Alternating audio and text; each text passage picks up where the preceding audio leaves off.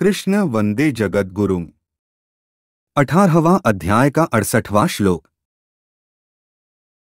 य इम परम गुह्यम मद्भक्तेष्वभिधास्यति भकितं मयि परां कृत्वा मामेवैष्यत्य संशयः।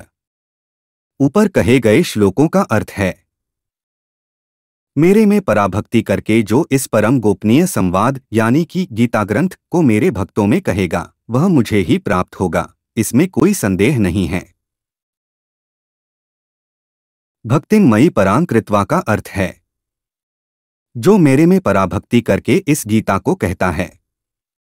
इसका तात्पर्य है कि जो रुपए, मान बढ़ाई, भेंट पूजा, आदर सत्कार आदि किसी भी वस्तु के लिए नहीं कहता, प्रत्युत भगवान में भक्ति हो जाए, भगवत भावों का मनन हो जाए, इन भावों का प्रचार हो जाए, इनकी आवृत्ति हो जाए, सुनकर लोगों का दुख, जलन, संताप आदि दूर हो जाए, संताप आदि दूर हो जाए, सबका कल्याण हो जाए, ऐसे उद्देश्य से कहता है।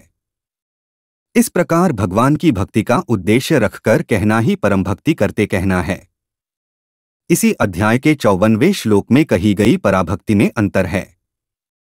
वह मद्भक्ति लभते पराम पदों से कहा गया है कि ब्रह्मभूत होने के बाद सांख्य योगी पराभक्ति को प्राप्त हो जाता है, अर्थात भगवान से जो अनादिकाल का संबंध है उसकी स्मृति हो जाती है।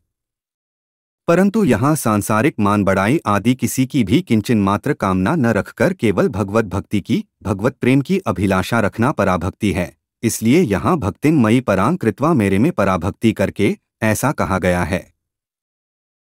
यह इदं परम गुह्यम का अर्थ है। इन पदों से पूरी गीता का परम गुह्य संवाद लेना चाहिए जो कि गीता ग्रंथ कहलाता है। परम गुह्यम पदों में ही गुह्य, गुह्यतर, गुह्यतम और सर्वगुह्यतम ये सब बातें आ जाती हैं। मद्भक्तेष्वभिधास्यति का अर्थ है जिसकी भगवान और उनके वचनों में पूज्य बुद्धि है, आदर बुद्धि है, श्रद्धा विश्वास है और सुनना चाहता है, वह भक्त हो गया। ऐसे मेरे भक्तों में जो इस संवाद को कहेगा वह मेरे को प्राप्त होगा।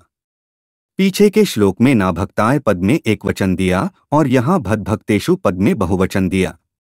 इसका तात्पर्य है कि जहाँ बहुत से श्रोता सुनते हों वहाँ पहले बताए दोषों वाला कोई व्यक्ति बैठा हो तो वक्ता के लिए पहले कहा निषेध लागू नहीं पड़ेगा, क्योंकि वक्ता केवल उस यानी कि दोषी व्यक्ति को गीता सुनाता ही नहीं।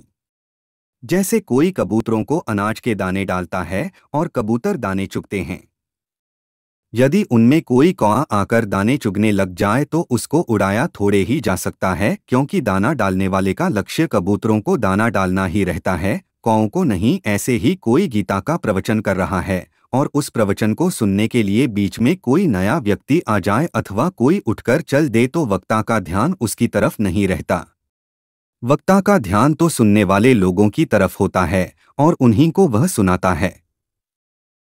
मामेवैष्यत्य संशयः का अर्थ है अगर गीता सुनाने वाले का केवल मेरा ही उद्देश्य होगा तो वह मेरे को प्राप्त हो जाएगा, इसमें कोई संदेह की बात नहीं है। कारण कि गीता की यह एक विचित्र कला है कि मनुष्य अपने स्वाभाविक कर्मों से भी परमात्मा का निष्काम भावपूर्वक पूजन करता हुआ परमात्मा को प्राप्त हो जाता है, और जो खाना पीना, शौच स्नान आदि शारीरिक कार्यों को भी भगवान के अर्पण कर देता है वह भी शुभ फलरूप कर्मबंधन से मुक्त होकर भगवान को प्राप्त हो जाता है। तो फिर जो केवल भगवान की भक्ति का लक्ष्य करके गीता का प्रचार करता है वह भगवान को प्राप्त हो जाए, इसमें कहना ही क्या है। हमारे चैनल को सब्सक्राइब करें। अगर यह वीडियो आपको अच्छी लगी तो वीडियो को लाइक करें, वीडियो को अपने दोस्तों के साथ शेयर करें, अपने सुझाव हमें कमेंट करके बताएं। जय श्री कृष्णा।